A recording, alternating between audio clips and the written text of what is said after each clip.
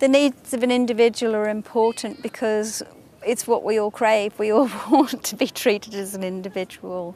It's important because we need different ways of educating, and there are different ways of learning, and different children learn in different ways. Like my child's very kinesthetic.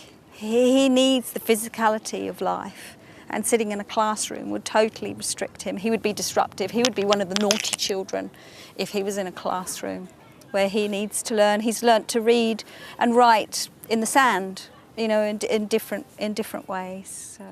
Well, ever since day one, because of my hair, I've been really badly bullied. And what happened is I sort of started to put up with it, but after a while it sort of edges away at the sort of toughness you've built up, and then suddenly you just can't take it anymore. So I kept telling the school, I'm being bullied, what are you going to do about it? They gave him a detention, next day back where we started again. So I rang my mum up after I left school that day and said, Mum, I really can't hack this anymore, it's not working, nobody's going to do anything about it. And if I try and do something about it, they're going to have a go at me. So me and my mum both decided together, why don't we try home education? And ever since day one, all I get, I mean, this is great. If anybody's watching this or anything, and they're going to be home educated, it's great, but be prepared for one thing, questions. You get about 20 of them each day. I mean, the thing everybody asks me is, at the moment, is have you got GCSEs? I haven't got GCSEs. Now, the reason I haven't got GCSEs is because, I mean, the reason we don't do a lot of written homework and all that kind of stuff is because, you know, I find if you sit a kid down and teach him, like, say he wanted to be an astrologist or something, you sit down and teach him all about the planets from a book, that is absolutely fine. But if at the end of the day you haven't got any practical things to show with it, it don't mean nothing, absolutely nothing.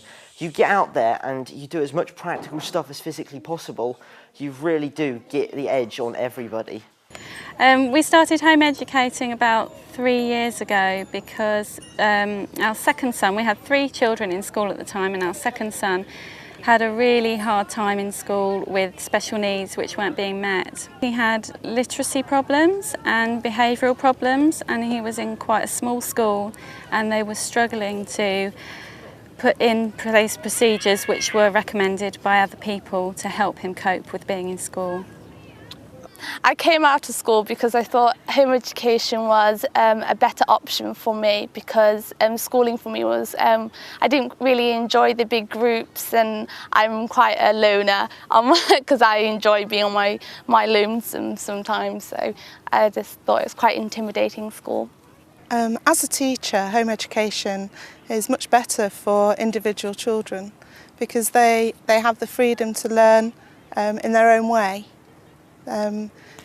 My girls are both dyslexic, and so the school way of learning didn't really help them, and they didn't progress, and they didn't have the confidence to learn. But being home educated and learning freely and learning what they wanted to do, dyslexia isn't an issue anymore. In fact, we don't even talk about dyslexia anymore because they're learning their way in their style. My parents decided to home educate me, partly because my brother had left school due to being pretty much abused by his teacher.